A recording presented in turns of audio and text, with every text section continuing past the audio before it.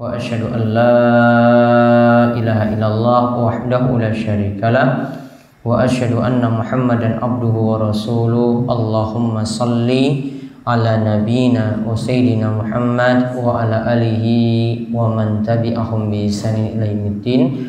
Allahumma anfa'na bima 'allamtana wa 'allimna ma yanfa'una wa zidna ilma.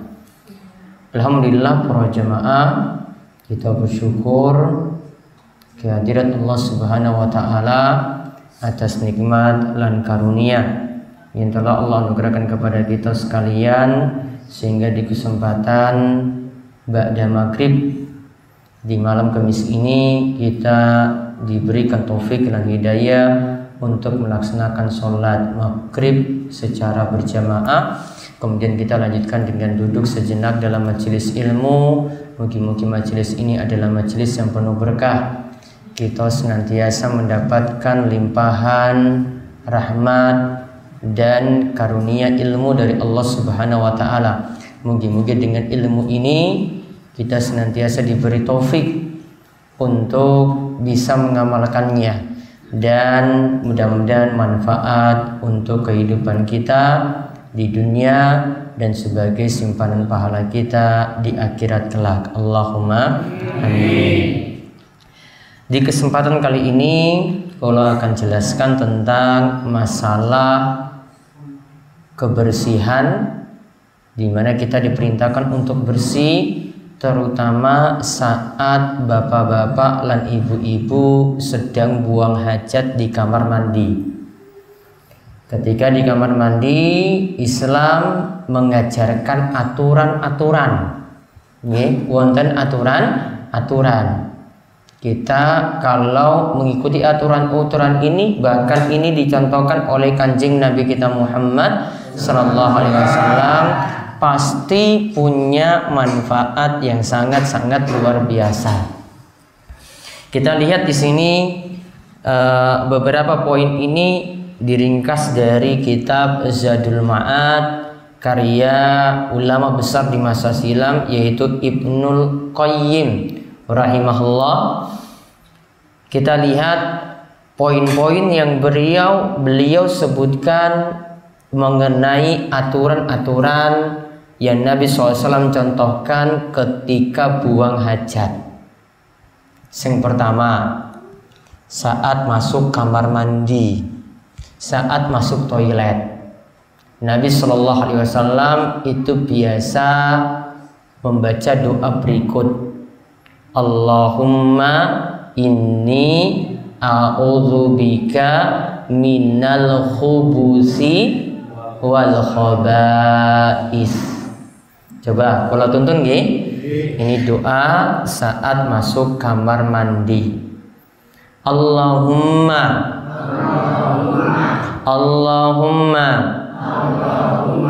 inni Allahumma inni a'udzubika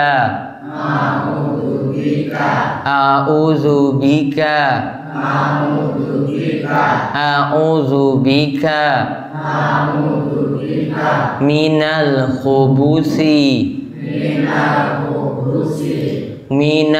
khubusi wal khaba'is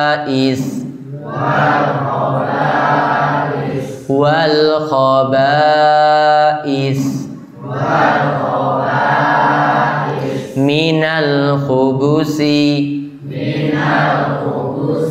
wal khaba'is. Allahumma inni a'udzubika minal khubusi wal khaba'is. Allahumma inni a'udzubika minal khubusi wal khaba'is.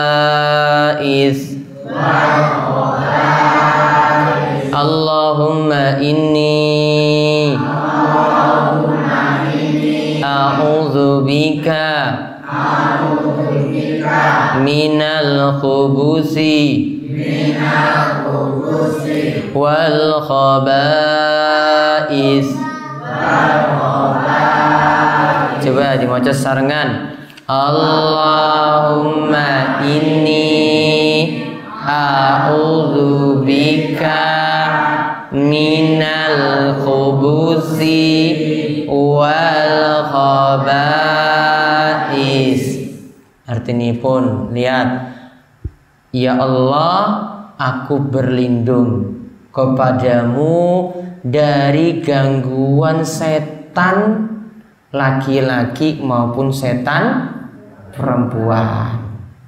Nih, ya Allah, aku meminta perlindungan padamu dari gangguan setan laki-laki, khubus, wal khaba'is, khaba'is setan perempuan. Walaupun ada tafsiran yang lainnya lagi, ya Allah, aku berlindung kepadamu dari berbagai macam gangguan dan kotoran. Ini juga bisa termasuk. Namun kalau kita lihat, diartikan ya Allah, aku berlindung padamu dari godaan setan laki-laki lan setan perempuan. Berarti kita bisa simpulkan, setan ternyata punya jenis kelamin. Nih, setan itu punya jenis kelamin. Ono sing lanang. Kalau banci orang ngerti, aku banci. Ya. Ono sing wedok. Ya. Kalau banci ki ora disebut, soalnya disebut khubusi wal khaba'is. Ya. Maka kita pahami setan itu ada laki-laki, ada setan perempuan. Kemudian kita juga dapat simpulkan ternyata di toilet, di kamar mandi itu banyak setan. Di toilet atau di kamar mandi itu banyak setan. Makanya ojo suwe-suwe. Ya, kalau neng kamar mandi sesuai kebutuhan wes rampung ya metu. Nggih, paham nggih? Karena ada apa dalam kamar mandi wonten? Setan. Jadi bukan kita tempat tinggalnya itu dalam kamar mandi. Ya, sesuai kebutuhan saja. Terpenuhi hajatnya, sudah keluar terpenuhi, maka segera keluar dari kamar mandi. Kalau keluar dari toilet atau kamar mandi tadi, Rasul juga ajarkan seperti ini, yaitu mengucapkan ghufranaka. Coba ghufranaka. Coba ghufranaka. Ya Allah, aku meminta ampunanmu yang sangat-sangat besar. Ya Allah, aku minta ampunanmu. Artinya ketika di dalam kamar mandi kita sudah berhenti, tidak boleh zikir-zikir lagi. Maka tidak ada peluang kita untuk berzikir. Tidak ada peluang bagi kita untuk menyebut nama-nama Allah. Maka sebagian ulama katakan itulah menyebabkan kita ketika keluar kamar mandi, keluar toilet, kita mengucapkan ghufranaka. Maka tadi kalau masuk kamar mandi, pas lebu tadi ucapnya apa? Allahumma inni a'udzubika minal khubusi wal khaba'is. Pas metu ghufranaka. Coba diulang. Ghufranaka. Kemudian ini aturan kalau di kamar mandi. Kalau bapak-bapak, ibu-ibu buang hajat, kalau dicontohkan oleh Kanjeng Nabi SAW, kalau beliau itu buang hajat, beliau lakukannya sambil duduk. Buang air kecil, buang air besar, niku sambil duduk. Dikatakan di sini, wa kana aktsara ma yabulu wa huwa qaidun. Yang biasanya dilakukan oleh Kanjeng Nabi SAW kalau buang hajat, beliau lakukan dalam keadaan duduk. Karena duduk, kalau kita itu kencing buang air kecil, itu lebih menjaga diri dari najis. Nih, biar nggak kena cipratan kencing. Maka baiknya dilakukan dalam keadaan duduk. Kalau bapak ini biasanya orang tahan, ya, asal metu, orang memperhatikan iki ono najis. Yang paling aman itu lakukan sambil duduk, karena dikatakan oleh Ibnu Qayyim di sini mayoritas kebanyakan kalau Nabi itu kencing beliau lakukan sambil duduk. Ini yang paling aman. Ini tanda kita itu hendaklah kalau buang hajat perhatikan najisnya. Kadang ini yang biasanya umum. Bapak-bapak itu kalau kencing ngelihat pohon, iki wis ora betah iki, wah iki metu ning kene wae nih ora apa-apa. Setelah itu main tutup. Ya, bekas kencingnya di kemaluannya ora disiram, ada 1 tetes 2 tetes tetap nanti kena pakaian, berarti nanti pakaiannya niku kena najis. Kalau kena najis tidak boleh dipakai sholat, malah jadi masalah dipakai sholatnya jadi batal karena wonten najis pas sholat. Padahal Allah perintahkan pada kita kalau ingin melaksanakan ibadah maka pakaiannya itu harus bersih. Allah katakan wasiyabaka fatahhir. Dalam surat Al-Mudatsir Allah katakan dan pakaianmu cucilah. Artinya kalau ingin melaksanakan sholat pakaian itu mesti resik, mesti bersih dari najis. Apalagi ini kencing, ini nggak dimaafkan. Ini kencing, ini pipis, ini nggak dimaafkan. Sama juga kalau ibu-ibu misalnya kena cipratan kencing anaknya. Kadang anak apalagi lagi bayi itu biasanya pipis sembarangan. Maka kalau ada rukuhnya itu kena najis, ada roknya itu kena najis, ada bajunya niku kena najis, maka saat itu segera dibersihkan, tidak boleh dipakai untuk sholat. Ini wis jadi aturan. Paham nggih?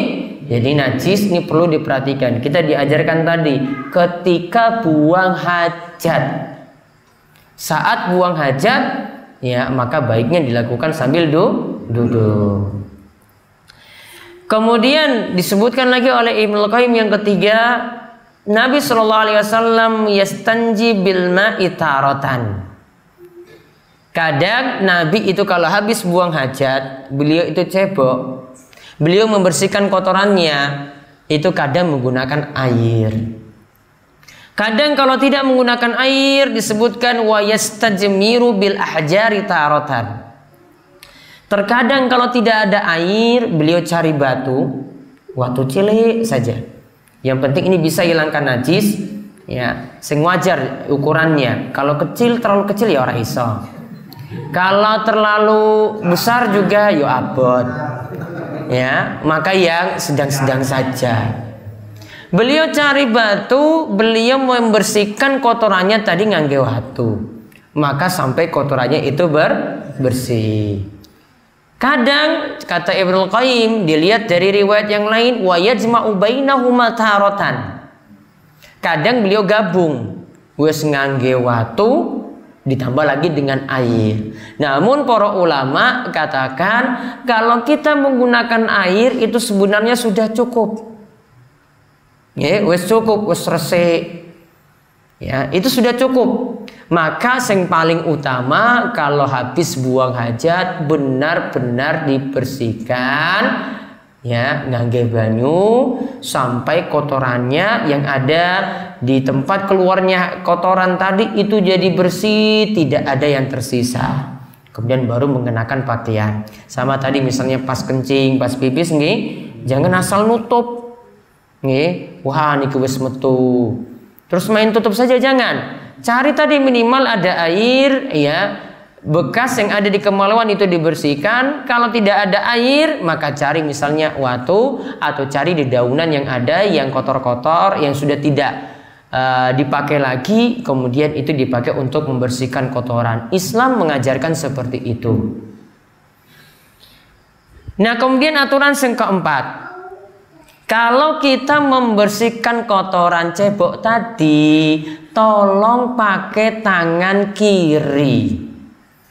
Karena tangan kiri ini diajarkan dalam agama kita, ini untuk membersihkan kotoran. Sedangkan tangan kanan untuk apa? Perkara-perkara sing sae, perkara-perkara yang baik. Kita ingin makan berarti ngangge tangan apa? Kanan. Ingin minum? Tangan kanan. Kita mulai berwudu ngangge tangan kanan. Kita masuk ke masjid ngangge kaki kanan.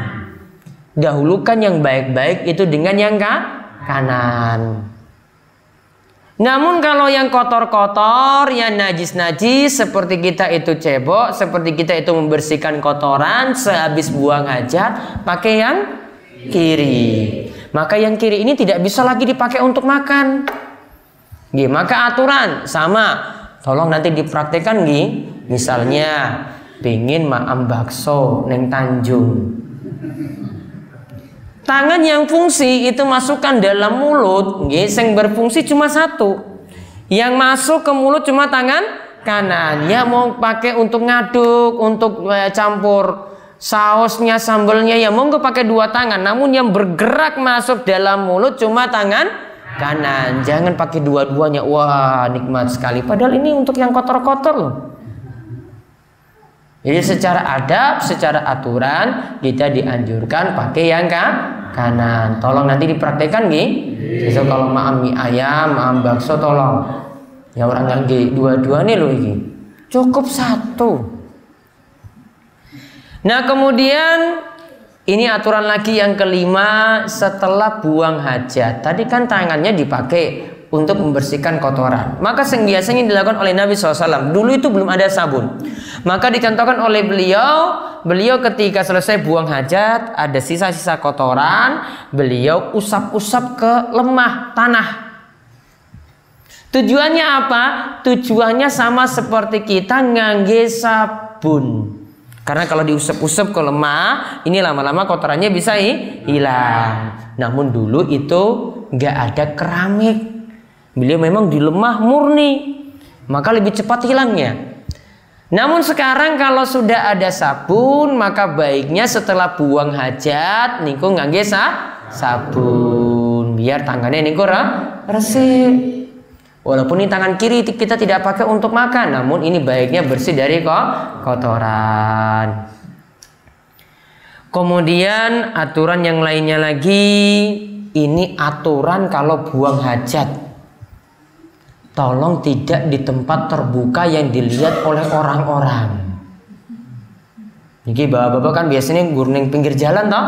Nah, nanti ada motor sing lewat. Wah, niki lagi pipis. Nanti ada simba-simba yang lewat. Wah, bapak iki lagi pipis lagi. Main lepas saja. Ini diajarkan oleh Kanjeng Nabi, kalau kita ingin buang hajat, tidak dapat toilet, tidak dapat kamar mandi, cari tempat yang jauh sehingga orang nggak lihat. Nih, jadi cari neng alas yang paling aduh. Nah, niku dilepas monggo. Ya, pas orang wong. Ya, pas nggak ada orang, monggo silahkan. Jangan di pinggir jalan. Masalahnya kalau di pinggir jalan, yang pertama ada yang lihat. Yang kedua, kalau ini pinggir jalan, ada orang yang biasa gunakan jalan tersebut.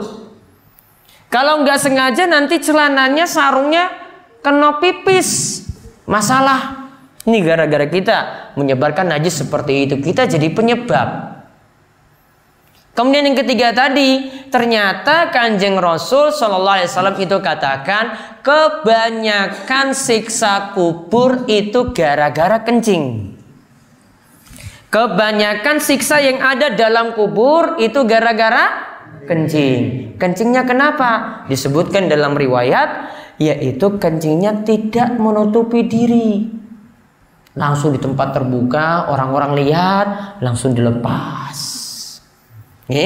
Jadi kalau baiknya ingin buang hajat, cari toilet, kamar mandi. Kalau terpaksa tempat terbuka, cari tempat yang jauh sekali yang tidak lagi dilihat oleh orang-orang. Ini diajarkan oleh Kanjeng Nabi SAW pula. Kemudian yang terakhir, ini kalau di kamar mandi aturannya yang pertama tidak boleh menjawab salam.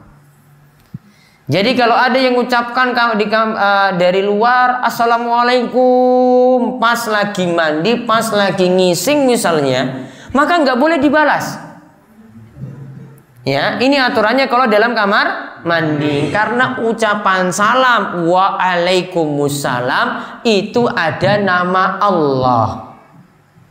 Ini ada nama Allah, maka tidak boleh diucapkan di dalam kamar mandi. Kemudian yang kedua, asalnya di kamar mandi tidak boleh ngobrol. Ya, asalnya di dalam kamar mandi tidak boleh ngobrol kecuali darurat. Ya, asalnya di dalam kamar mandi itu tidak boleh ngobrol kecuali darurat. Ini dicontohkan saja dalilnya. Nabi SAW itu pernah ada yang mengucapkan salam, assalamualaikum wahai Nabi. Nabi pas di dalam kamar mandi. Ketika itu Nabi tidak menjawab salamnya sama sekali. Wong ini suatu yang penting beliau harus jawab. Namun Nabi SAW tidak mau menjawab. Itu tanda kalau dalam kamar mandi tidak boleh menjawab salam. Juga ini tanda kalau salam saja yang menjawabnya itu hukumnya wajib. Kita tidak boleh, termasuk juga kalau ngobrol, apalagi sambil nyanyi-nyanyi. Ya, ini tidak dibolehkan dalam kamar mandi. Apalagi kamar mandi tadi kita sebut di awal tempatnya siapa? Setan. Ya, kalau itu banyak setan di dalamnya, maka nggak usah nambah-nambah lagi banyak ngomong. Cukup buang hajat, keperluan kita sudah rampung, maka segera keluar dari kamar mandi. Maka yang kita ajarkan tadi yang pertama ada doa masuk kamar mandi dan doa keluar. Doa masuk kamar mandi, Allahumma inni a'udzubika minal khubuthi wal khaba'ith. Kemudian pas metu, pas keluar dari kamar mandi, ghufranaka. Kemudian diperintahkan kalau buang hajat dalam keadaan duduk. Kemudian membersihkannya nanti dengan menggunakan air. Bisa juga dengan menggunakan batu. Kemudian ketika membersihkan kotoran, gunakan tangan apa? Kiri. Kemudian setelah kita itu buang hajat, tangan tadi yang digunakan untuk bersihkan kotoran itu dicuci ngangge sabun. Kemudian saat buang hajat hendaklah cari tempat tertutup atau tempat yang jauh. Kemudian di dalam kamar mandi tidak boleh menjawab salam, tidak boleh banyak obrolan kecuali darurat. Nggih niku mawon penjelasan kula tentang adab-adab gimana dalam kamar mandi ternyata kita diajarkan hidup bersih, dan di dalam kamar mandi ada adab-adab yang ini demi kebaikan yang diajarkan oleh Nabi Shallallahu Alaihi Wasallam. Nggih niku mawon, sebelum kula tutup wonten pertanyaan monggo.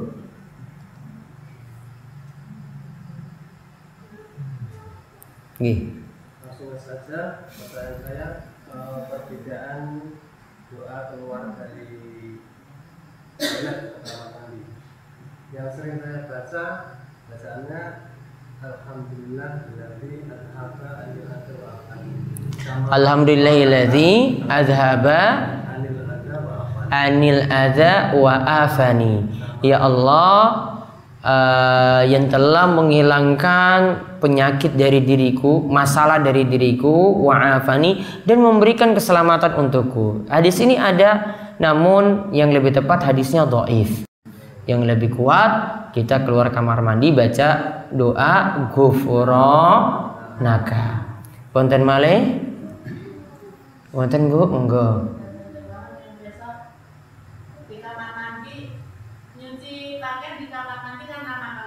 Nggih. Boleh nyuci pakaian di kamar mandi angsal. Nggih. Kalau ibu-ibu ini aturan, kalau kamar mandi ini pas di tempat terbuka, ya tetap dalam kamar mandi. Pas kalau pintunya dibuka, ya berarti ibu-ibu yang ngangge jilbab. Nggih, aturannya seperti itu. Namun di situ ya sesuai kebutuhan. Nggih, wis rampung ya wis metu. Ya, hajatnya sudah terpenuhi. Namun nanti fungsinya bukan jadi toilet kita buang hajat, namun fungsinya kita nyuci pakaian. Jadi aturannya bukan seperti aturan buang hajat. Mau ngobrol ya monggo, karena itu bukan lagi buang hajat, namun lagi nyuci. Jadi bukan masalah. Wonten malih? Nggih, monggo Mbah.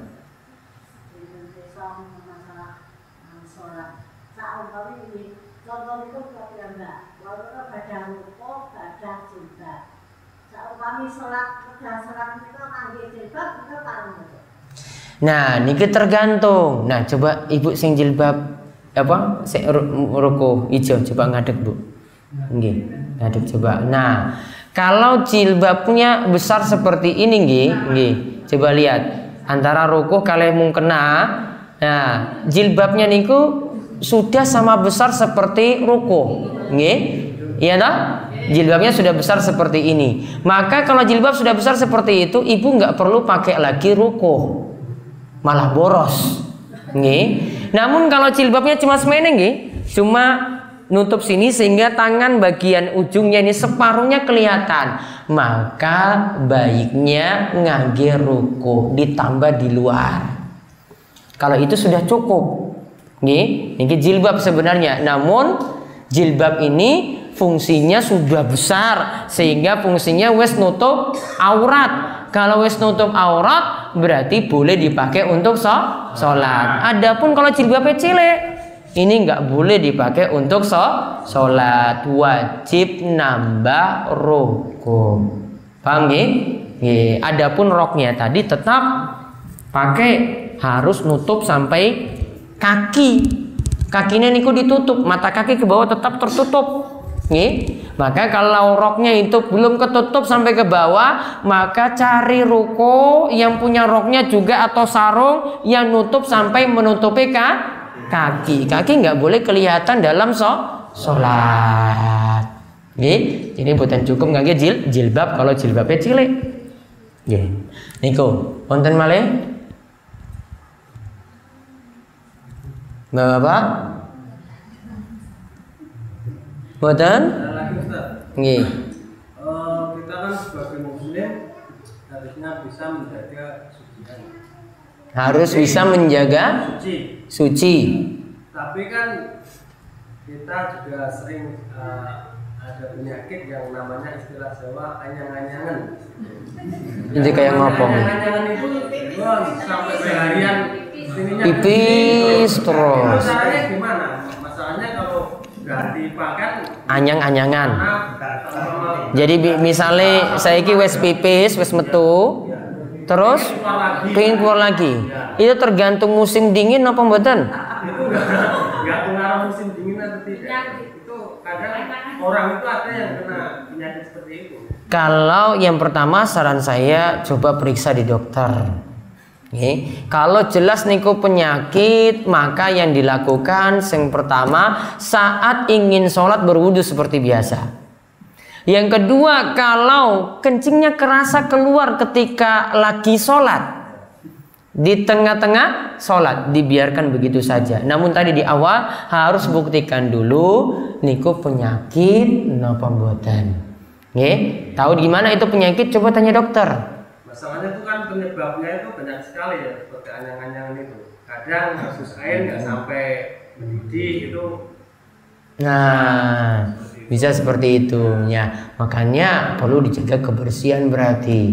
Nah, diantaranya tadi kalau ingin tahu ini penyakit atau bukan, tanya sama dokter. Kalau jelas itu penyakit gara-gara kita salah bersih-bersih, maka tadi caranya sholat seperti biasa. Wudu di awal. Nanti kalau tengah-tengah itu keluar, ya berarti itu termasuk yang dimaafkan karena ada penyakit. Ya, jadi tetap dilanjutkan sholat. Sama seperti wanita yang punya penyakit keluar darah terus. Ini darah kotor, bukan darah haid, bukan darah nifas. Kalau ibu-ibu keluar darah kotor terus, maka tetap sholat, walaupun keluar darah. Ya, ini selama bukan darah haid.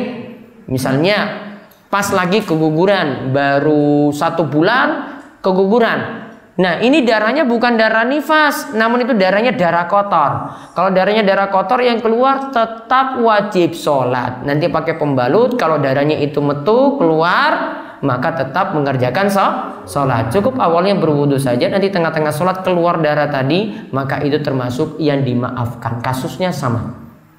Ini kemauan untuk pengawasan malam hari ini mungkin manfaat. Para jamaah mudah-mudahan terus diparingi sehat, diparingi umur panjang, diparingi berkah, dan Allah terus melimpahkan kepada kita keistiqomahan di atas iman dan Islam. Allahumma amin. Ini kemauan kula tutup, kalian doa kafaratul majlis monggo. Subhanakallahumma bihamdika asyhadu an la ilaha illa anta astaghfiruka wa atubu ilaik. Assalamualaikum warahmatullahi wabarakatuh.